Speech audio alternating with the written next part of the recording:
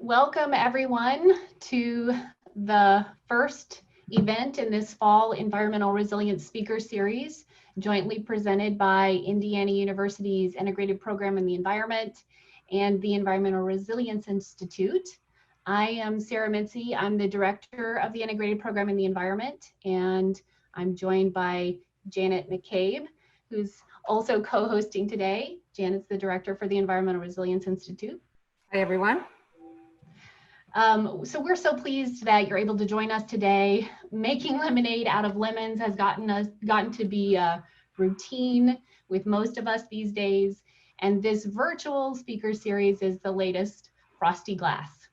One upside is that more people can join us though in this way. So people who would not have been able to physically come to Bloomington, we're happy to have you on the call. That means our speakers can reach more people, and we urge you, if you enjoyed today's presentation, to let your friends and your family know so they can join next time. We have a great lineup of speakers throughout the fall who will speak on a range of interesting topics in a format that will allow, we hope, for interaction with the speakers and an opportunity for interdisciplinary dialogue. Both the Integrated Program in the Environment and the Environmental Resilience Institute are founded on the understanding that interdisciplinary learning and research are essential to teach today's scholars and to solve today's problems, not to mention tomorrow's. The natural and social sciences, the humanities, and the arts are all critical and in play as we tackle climate change and the environmental challenges that are affecting our health and our communities and our economy here in Bloomington and around the world. Even the pandemic, a global public health crisis, is connected to how we are using and abusing the world's resources as we push humans and animals closer together through deforestation, drought, and flood, enabling the spread of diseases, as we've seen in the case of COVID-19.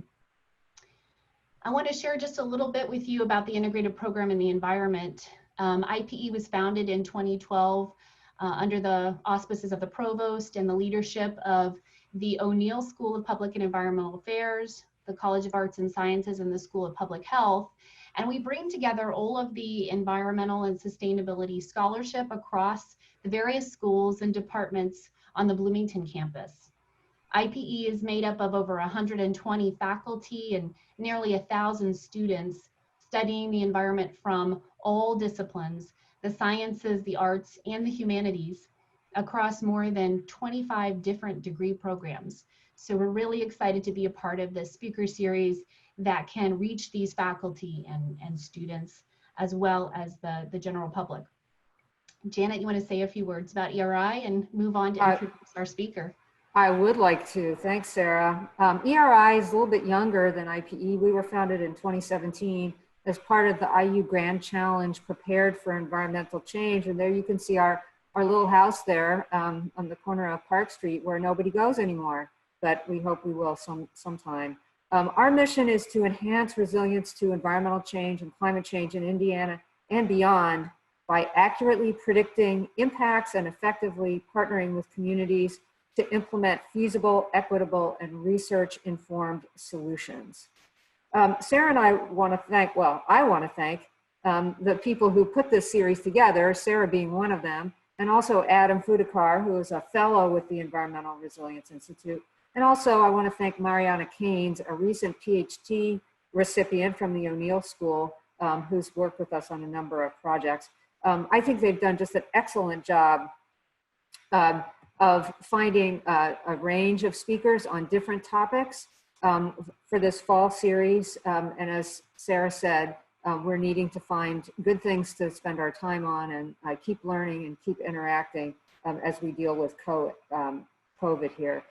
In particular, our speakers this fall are going to be speaking on a number of issues relevant to topics of systemic racial inequity, environmental injustice, and the need for a just transition to a future that's healthy and safe for all people, not just those who've been privileged by centuries of inequitable systems and societies. So you'll be able to find information about each talk on the ERI and IPE web pages and in our regular newsletters. Here's the information from ERI of how to get to us. Here's the information for IPE on how to get to them. We really do encourage you to sign up for our newsletters because in addition to information about this series, there's lots of other great stuff going on at IU that I'm sure you want to know about. And I want to say too that if you have ideas for us for good speakers, either inside or outside the university, you'll see that flipping back here, that these remaining speakers are all from inside, but our kickoff speaker is not. So we'd love to have people from inside or outside the university. Please get in touch with one of us, Sarah, me, Adam, anybody at one of our organizations. I need to do a few obligatory logistical details. Everybody's screen and audio are muted. Sadly, I understand there's been an increase in inappropriate behavior on IU Zoom calls, so we want to make sure that we can focus on our speaker, not be distracted. We do want you to send us your questions though, so please put them in the chat room, and I'm a big believer in putting them in as soon as you think of them so that you don't spend the rest of the talk trying to remember what question you wanted to ask. And Sarah and I and the other moderators will monitor throughout the talk, and then we can provide them to Denise at the end. With that, I think that I'm ready to introduce our first speaker for the speaker series. And I am lucky enough to know Denise personally, so I will tell you all the wonderful things about her, but really I want to introduce you to her as a person that I know and have worked with. She's a staff member at the National NAACP Environmental Justice Program. She's the regional field organizer, not just for Indiana, but for the entire Midwest and Plain states. The three objectives of her program are to reduce harmful emissions, particularly greenhouse gases, advance energy efficiency and clean energy, and strengthen community resilience and livability. She holds a BS in management, an MBA in healthcare management, and a health informatics designation from the IU School of Informatics. So even though she's not an employee right now, she has plenty of connections with IU. Denise has led many advocacy campaigns at the State House, at the federal level, and in our communities. One in particular I'll mention is her work to lead a contingent that was crucial to the defeat of House Bill 1320, which was a bill that sought to depict a narrative that solar energy was unfair to people of color and African Americans, and therefore would impose a fee to distribute energy across the grid that should be enforced to make it fair for all. She has a keen eye for irony and misinformation and disinformation, and calling it out when she sees it. The Just Energy campaign, of which she was a part, solidified the defeat, and the victory got national attention with the LA Times and Bloomberg News. She's had the privilege to speak and work with various academic institutions. She currently serves on the Midwest Renewable Energy Association Board of Directors. She was a delegate to the Paris meeting of the parties 21. She was a delegate to Global Climate Action Summit. She's former vice chair of the Indianapolis Air Pollution Control Board. And she was an advisor, or is an advisor, for the Indianapolis Thrive Climate Action Plan. And she and I served together on the Indiana State Department of Health Children's Lead Poisoning Advisory Council. I've known her for many years and can personally attest to her fierce and unrelenting advocacy for African Americans and environmental justice for those who are so often denied it. She's received much recognition for her work. A few noteworthy recognitions are Faith-Based Reverend Mosel Sanders Drum Major for Humanities Award 2020, which has got to be one of the greatest award names of all times. Who wouldn't want to get the Drum Major for Humanities Award? The Indiana University Robert McKinney School of Law Environmental Protector Award in 2019, and the NAACP Indiana Hazel B. Hunter Award also in 2019. So all of this is a testament to Denise's commitment and accomplishments, but what I picture when I think of her work is her engagement with real people in real communities dealing with real injustices. Being clear, consistent, and insistent about the need to address environmental justice and bring fairness to African Americans. This is what really matters, and she knows that. So please welcome Denise Abdul-Rahman. Thank you so much, Janet. It's quite a humbling and an honor to be introduced by you with your stellar background, and also an honor and a privilege to be a part of the Environmental Resilience Institute. So I really appreciate all of those that have provided this invitation for me to present to the school. And I look forward to all the ways that we can create a radical and transformative change in Indiana, the Midwest, the nation, and the globe. So I'll just go ahead into my presentation, which the basic agenda is for me to just come to you in my own way. I am basically a practitioner in this body of work to give some cultural grounding and framing around the healing, justice, the trauma of climate calamity, to give a frame around African descendants and our just transition, the just transition framework, environmental and climate justice, our goals and objectives, to talk about equitable climate adaptation indicators and the national climate of the Midwest, and to also talk about differential building and vision and what all can be done.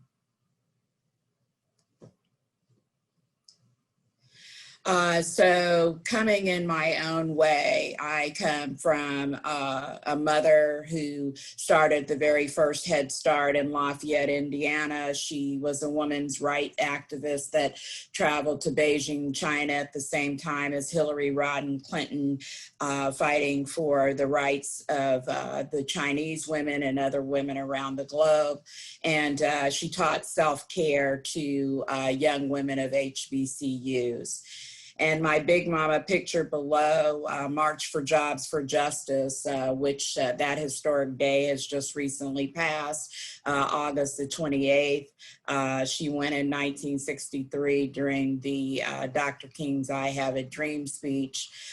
She also started her own fabric business, served on the Multicultural Board of Purdue, and she was a woman that advocated for married women to be able to get a mortgage, because at that time, married women were not allowed to get a mortgage on their own. And then my father, a stark civil rights advocate in his own right, went to the National Black Political Convention in Gary under the leadership of Mayor Gary Hatchard. And my father fought to have the first African-American Vietnam veteran that was killed in Lafayette, Dennis Burton, to assure that his name was placed on some building or some facility.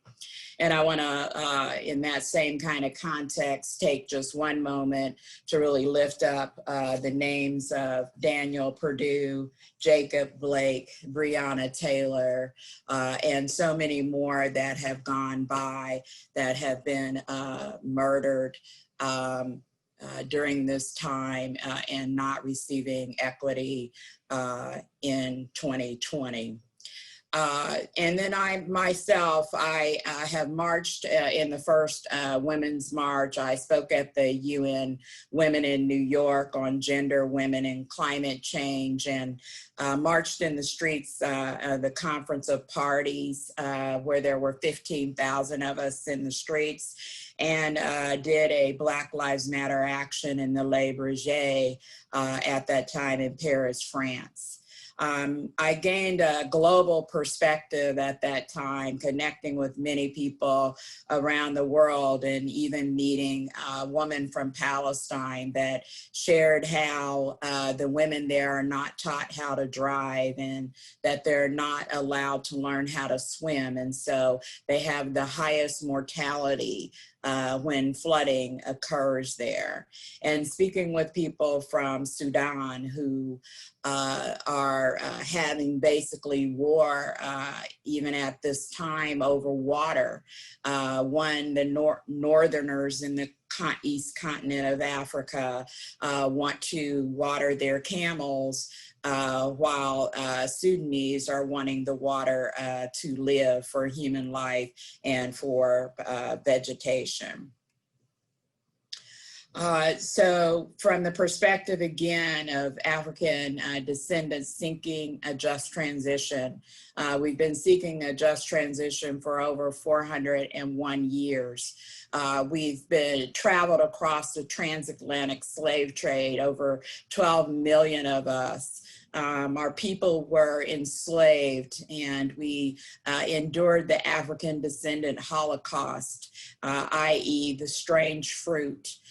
We've survived the Jim Crow segregation. We've in the midst still of the impacts of redlining, where our communities are divided up and living in older housing stock. We endured the war on drugs, as termed by Michelle Alexander as a term in the new Jim Crow that was instrumental in the mass incarceration of many of our Black and brown bodies that we call AKA James Crow. And that the calculating of seats by the time our children are in 3rd grade to be placed into the school to prison pipeline. Many of our communities are over-policed. Our educational systems are under-resourced and blighted and dilapidated housing, old housing stock, outdated combined sewage overflow systems. We live in food apartheid conditions, unequitable greenery, and lacking aesthetics. We are many times underemployed and unemployed. We are the essential workers identified at this time that are being disproportionately impacted by this pandemic, or COVID-19, or as the urban streets have named her, Rona, nicknamed Rona. We are the hosters of many of the polluting systems, such as fossil fuels and vehicle emissions, and we are most disproportionately impacted by the impacts of climate. And continuing with the vein of our enslavement, we, one of the first people I think that may have been environmental justice advocate or freedom fighter would be Harriet Tubman. She knew to follow the stars and followed them north, and she was familiar with the woods and the marshes of the region. And she looked at the moss and learned that moss grew on the north side, and that is the way to go to freedom. And so I'm identifying her as a potential first environmental justice advocate for people of African descent, and also someone that should be on the $20 bill. So we operate pretty much at the national level and share with our members the Just Transition Frame.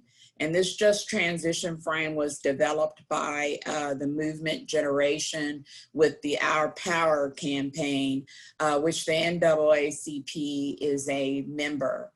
And this strategic framework talks about how we should resist, we should rethink, and we should restructure our systems. It identifies the extractive economy and everything that takes from our communities. And we identify that as basically trying to stop that bad, and how we want to move toward building the new to what we call the living economy or regenerative economy. This framework wants to shift economic control to the communities. This would be this radical transformative way of being to resolve the impacts of inequity and climate calamity. To democratize the wealth in the workplace, to advance ecological restoration, and to drive racial justice and social equity, to relocalize most of the food production and consumption, and to restore cultures and traditions.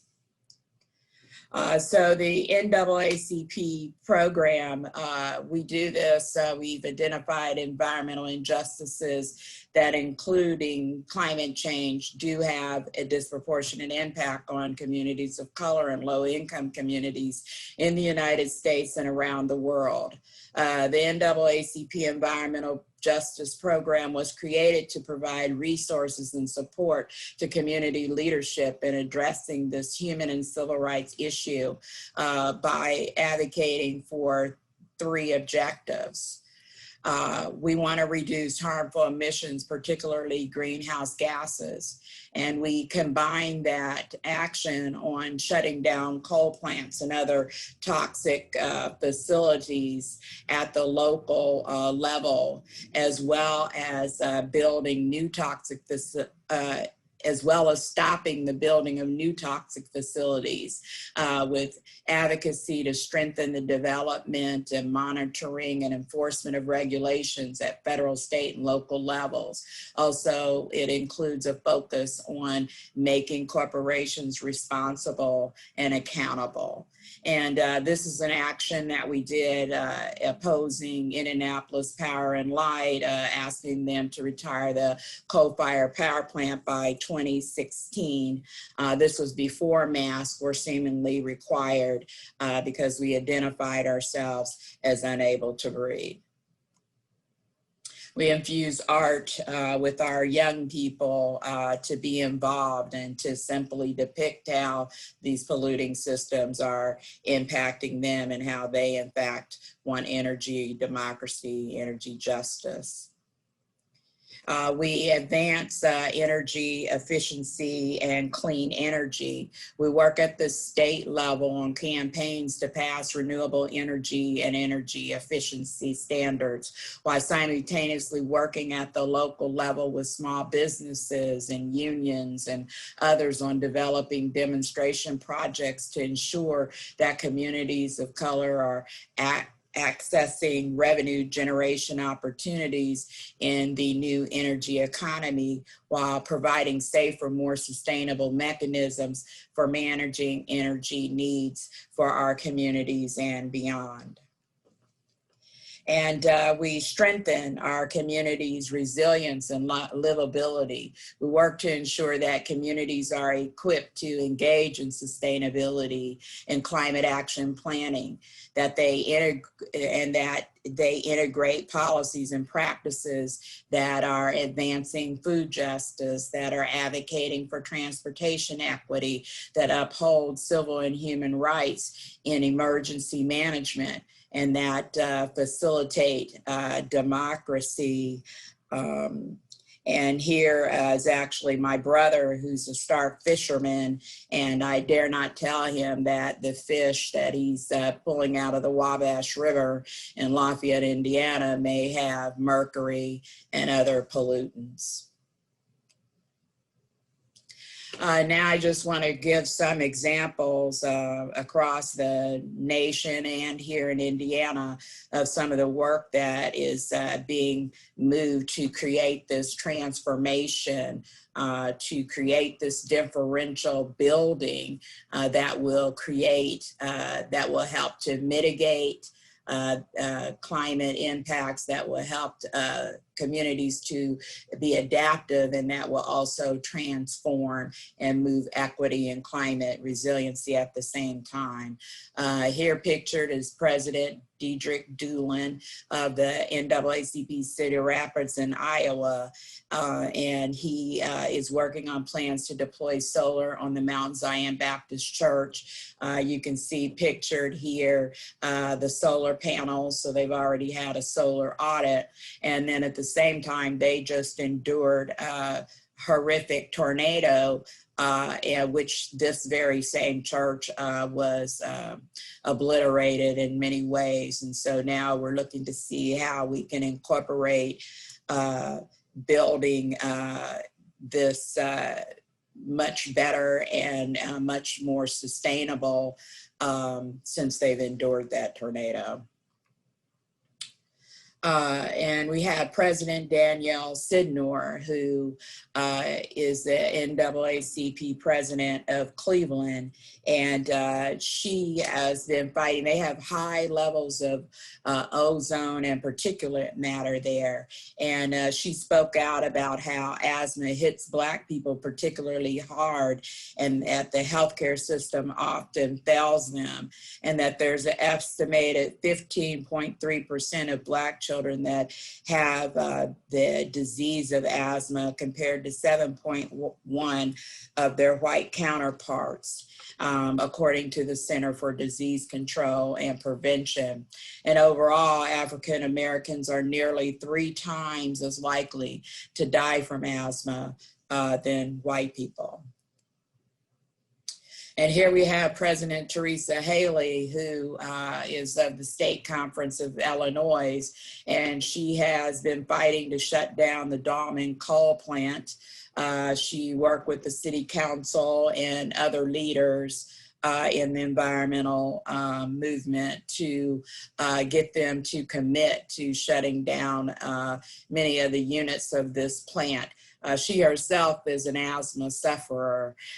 She's also fought for electric vehicle buses via the Volkswagen system. She wants children to ride on clean buses without being impacted by diesel fuel.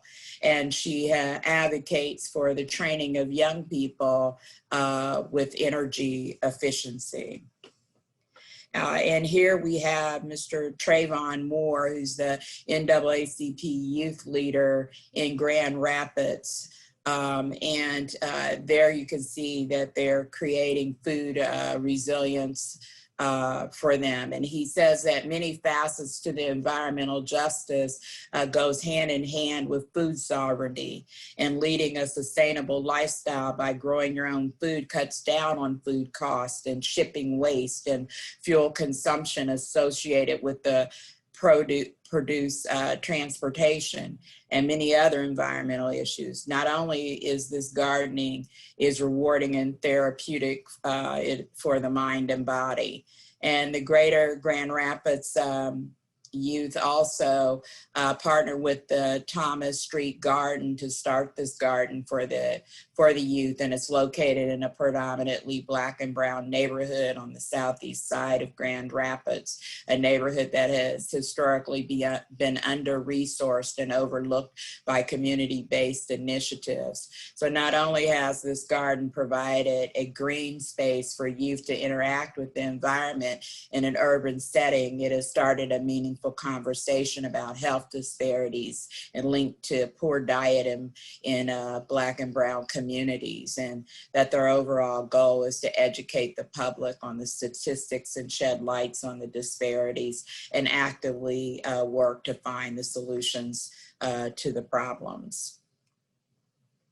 And next we have what we just recently did here in Indiana with President Gerald Arnold of the NAACP Evansville vicinity, which identified the first NAACP Indiana Solar that was deployed on the Greater St. James Community Recreation Center and Education Center, and also deployed the first, what we call the Power Up Solar and Jobs cohort. Now our national office, we have deployed, this first started with the Rosemary Lytle, president of the Rocky Mountain Conference. Her pilot was with formerly incarcerated persons, and they deployed solar in Colorado Springs. There was a second initiative that was done in Compton, California, and that was on a domestic violence center with domestic violence survivors. And they were trained and deployed solar there as well. We've done work around the RU scientists, particularly in East Chicago, Indiana, where it's 95% Black and Latinx. They were hosting 91,000 parts per billion of lead toxicity. They are close proximity to Calumet River that once was one of the most polluted rivers in the nation. These children are hosting a legacy of lead over 40 years. There was a major crisis there, considered a disaster. People were displaced from their housing, and their water later became contaminated. So we did a training with children at two schools, one Joseph Block Middle School, the other the Urban Enterprise. And we helped the children we sent them home with little makeshift test kits that said, hey, get a water bottle and get some water out of your faucet. Here's a cotton square, dust something in your house and put that in this baggie along with the water bottle. And here's a little tiny baggie. Go ahead and get some soil out of your yard with your parents' permission and put that in the baggie and bring it to your classroom. And label would have their name and everything on it. And we partnered with academia to have them test it and to have a conversation with children. They had to present their findings, and they had to present in front of everyone. And they also were given some journalism skills, being told that they could tell their own stories on what was happening with them. And I just want to point out, Mr. Coleman's no longer with us, the science guy there, but he dressed up for the whole part, and we really appreciate it. He was the science teacher. And here we have Keisha Daniels, who's a survivor of the West Calumet lead and arsenic poisoning, which I mentioned it was a Superfund site, three zones of what they call Superfund site, and it's still being remediated as we speak, and still many challenges. But we provided another platform for her in which to speak out. We created a whole report, and we did roundtables and listening sessions, and we brought in stakeholders, including the US EPA, the Housing, the Civil Rights Commission. We brought in folks from Flint that had experienced lead poisoning, and we just simply listened, and then we created the East Chicago Toxic Crisis Report for them to implement many of their solutions. We also provided what we called our food absorbs lead. So we brought in fresh fruits and vegetables to try to slow up the impact of lead in the blood system. We partnered with some of the local stores there. We partnered with the churches there. We deployed water filtration systems to that community, as well as with bottled water and other ways in which we could collectively move with them for their resilience and resistance. Our Gary branch is working on climate action planning, led by Lori LATHAM and LATONYA. TROUTMAN's with the Michigan City branch. They have been working on their own community climate action plan, of which they would want to present to the city of Gary at some point in time and for consideration. Ideally infusing equity and infusing the resource tools that the NAACP has to offer. This is our Gary member through the Indiana State Conference, Attorney James Brandon Williams, as we stood on the streets of Indianapolis on Martin Luther King Boulevard, and we called for clean energy, community solar, and how our communities are impacted by polluting systems. And we called it the This Is Us campaign. We have our members of the Indianapolis branch, Ms. Elizabeth Gore and Mr. Gary Holland, who have been working for clean water in the school systems of Indianapolis to assure that they are lead-free. And also Ms. Gore of the Martindale Bright Red Collaborative, and also a member of the NAACP Indianapolis chapter, who has been overseeing the remediation by the US EPA in that area, Martindale Brightwood, and helping to educate her community on how to be resilient to the impacts of lead. And our president of Greater Lafayette branch called for equity in the climate action planning there. We've worked on energy efficiency at the state level, calling for mandatory energy efficiency via Senate Bill 412. We've held roundtables with the governor, and we've spoken at the 21st Century Energy Policy Task Force. And we asked for the governor to have an environmental justice expert on that 21st Century Energy Policy Task Force. That did not happen, but we still presented our information both to him and presented our information to that, that task force. And some of the things that are called for, everything from resiliency hubs to community-owned solar, to more energy efficiency, because much of the housing stock is old and needs weatherization, and so forth. And I'm going to stop for a second and try to backtrack to a video that I have that I'd like to share that kind of exemplifies our desire for just transition.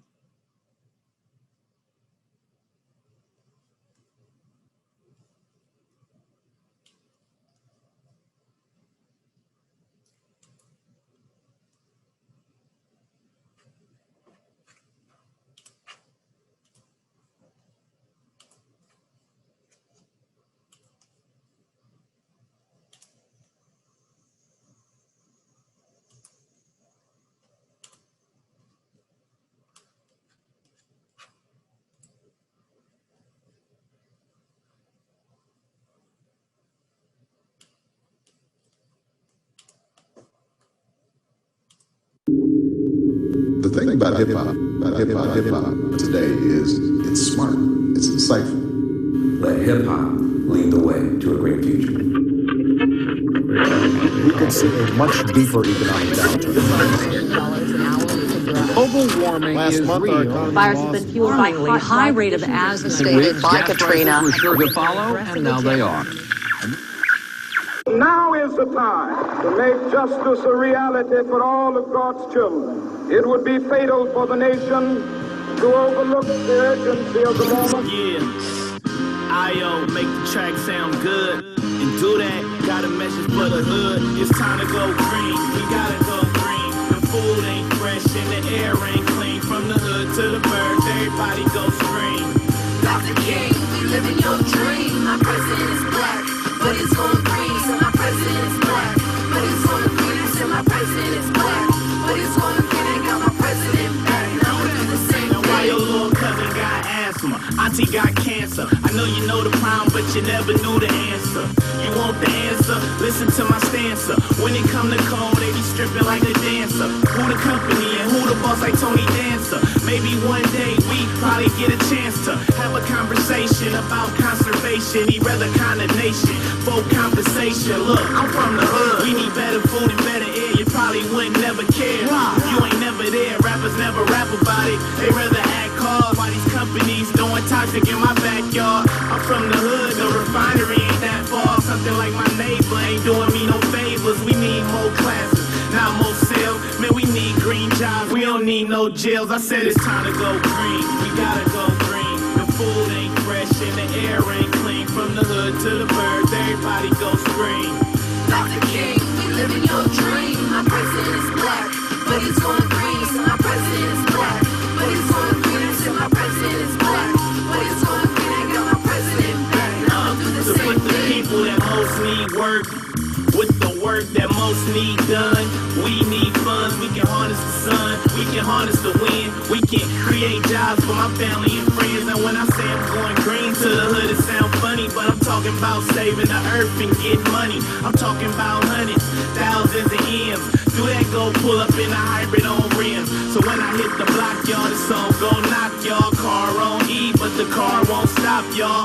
It's electric, so it's guaranteed to shock y'all. Yeah, I'm going green and I'm straight from the block, y'all. I want the green Bentley, I ain't talking about the paint. I'm talking about the one with biofuel in the tank. So many leaders paved the way for the leaders of today. These are shoulders that we stand on, now we all hands on. America can create millions of well-paid, green-collar jobs. We can make our streets safer and our communities healthier. We can save the planet for our children and our children's children. That is the promise of a green economy. It's time to go green, we gotta go green. The food ain't fresh and the air ain't clean. From the hood to the birds, everybody go scream. Dr. King, we living your dream. My president is black, but he's going green. So my president is black, but he's going green. So my president is black, but he's going green. I got my president back. Now we'll do the same thing. And we will put Americans to work, making our homes and buildings more efficient so that we can save billions of dollars on our energy bills. We need to ultimately make clean, renewable energy the profitable kind of energy. Develop technologies like wind power and solar power, advanced biofuel, and more efficient cars and trucks built right here in America.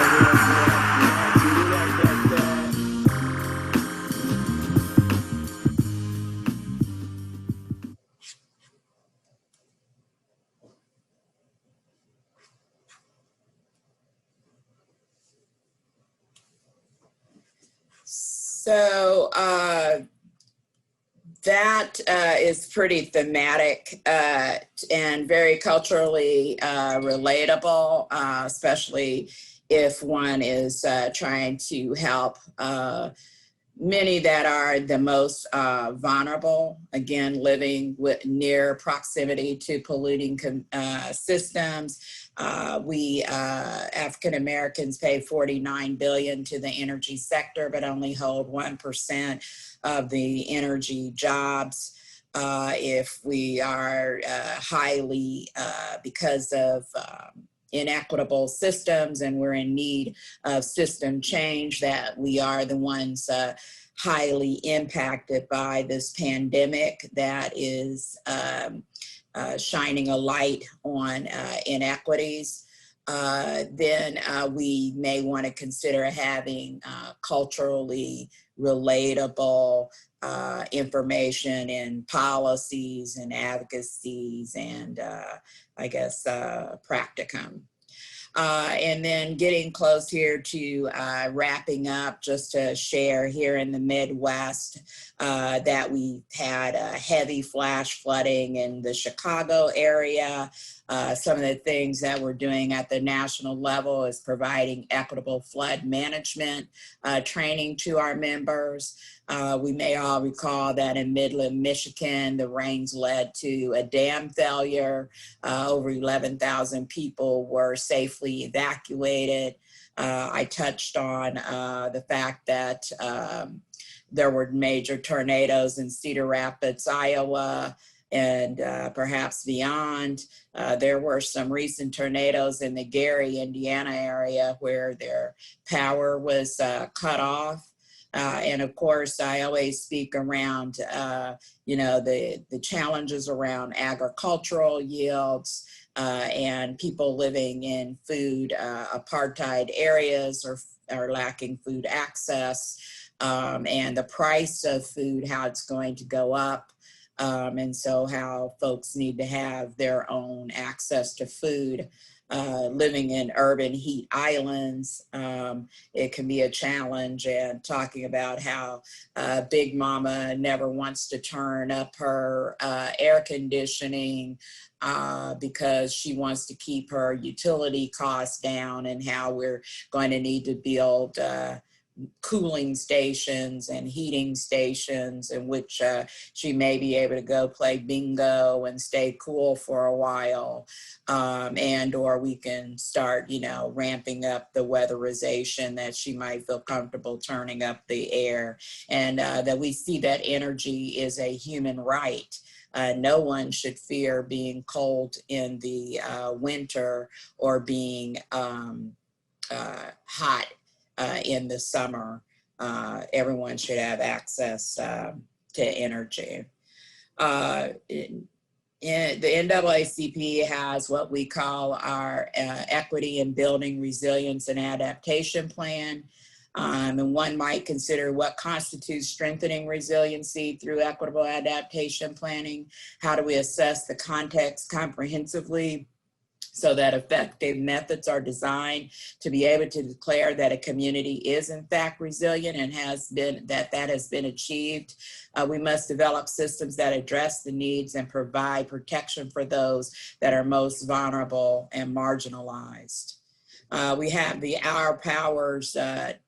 Our Communities and Our Power Toolkit, which aims to support communities in honing a collective vision for cooperative, independent society that embodies deep democracy in a way that uplifts earth rights and human rights and is rooted in the principles and practices of solidarity economy. And the tools and models in the toolkit uplift methods for community-driven processes that ensure the adaptation to climate change happens on the people's terms. And lastly, we want to push for transformation and transformative decision makers and those assessing adaptive capacity and action to extend their concerns from the proximate causes of risk, such as dwelling quality and livelihood structures or demographic characteristics, to its structural or root causes, and looking at social, cultural, and economic relationships and power hierarchies, and to justify choices made between incremental and transformative agendas. And transformation, fundamental change to the functioning of systems. Examples include new social contracts and new relationships of power by gender, class, and ethnicity that surface alternative development priorities, preferences, and pathways. And in developing an inequality and transformation analysis framework, Schachert argues for a model to examine the structural relational dimensions of inequity that shapes vulnerabilities, and to look at relational views that allow for better understanding and assessing the transformation and constrains institutions and structures and the roles played by actors in any processes or the blockages of those being included. And here's just some of our different methodologies. And since we're running out of time, I won't really go through those. And also things that one can do, everything from calling on your legislators and calling on looking for what we call climate champions, creating scorecards on how they are doing, lifting up local and state clean air ordinances and better net metering legislation, and creating better water and food access and housing building codes. And I'll say first and really foremost, which I did not go over, is something that we in the environmental justice community really lift up, is the MES principles, which is truly letting people speak for themselves, building relationships, and so much more.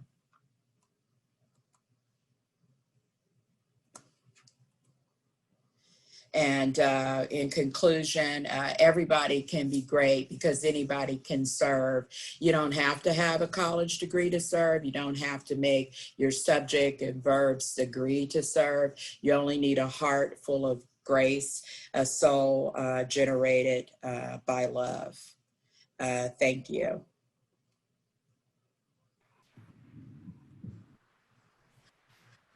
Denise, thank you so much for that. It's really overwhelming to see all that activity going on. We do have some questions, and I want to encourage people that if you have a question, please do feel free to put that into the chat. You kind of started this at the end, but I think so many people on this call want to know what they can do, and particularly from a university setting. We have faculty, we have students, we have graduate students, undergraduates. What are some of the best ways that people in the university setting can get involved in the work that you're doing? Well, I think there's many different ways. One, I think from a academia perspective, it's everything from partnerships and providing interns. I didn't touch on the fact that, I did have a lot of great relationships with academia, and realizing that a lot of data on the impacts on Black and Brown people are lacking, particularly in Indiana and possibly beyond. I did, for example, a student at IU McKinney School of Law, he did a report, I think his name was Sean Evans. He did a report on where does pollution, or who does it impact in Indiana, and he really said, and he truthfully said, I really was thinking and hoping it was in the low-income communities. And he said he just kept doing it, and he discovered that it was truly, most of the pollution was in Black and Brown communities. That came out to be his findings. And so we were able to use that report, and it gave us voice in the State House, to advocate. Other examples is having students just do research. We've had students through the IU McKinney School of Law at the time of the Clean Power Plan do research for us, and make it more layman and more understandable and culturally relatable to us. So certainly internships. The other things are, as folks are working on reports or policies to assure that there is an equity frame that are built in. And then there's always reaching out to any of your local branches, whether it's the Midwest or in Indiana, and offering to serve on the Environmental Climate Justice Committee, and helping to provide that scholarly and academia support. Well, I think there are many people who would love the opportunity to help, and I'll put ERI and myself forward as a contact for you, Denise, if there are specific projects issues where you think expertise from somebody at IU or an intern would be helpful, we can be a clearinghouse for that if you like. Fantastic. Sarah, did you have a question? Yeah, I'll jump in. There's a question that's interesting to me that came through, which is that many of the advocacy groups seem themselves to be either predominantly Black or white. They're not very diverse. Curious if you agree with that, and do you know of examples of advocacy efforts that have been more diverse? Well, I think there's something that's more important than diversity. So, and I know from my frame, it's never intentional to be so Afrocentric. I believe in human beings, and I look for what we call real human beings. But there's a lot of politics, there's resource grabbing, there's co-opting of narratives and frames. And there's a need for some groups of people to heal and be in relationship with each other and determine their own self-determination. And that can't happen when there's other groups imposing their agendas. And so those are things that need great and many conversations. And I've been privileged to be a part of a lot of national groups that are doing that hard work. And to just give one example, equity. What equity means to you may be different into what it means to me. So when organizations and groups want to work together, they need to create a shared understanding on what is equity to us as a collective if we're going to work together, and avoiding transactional and extractive relationships.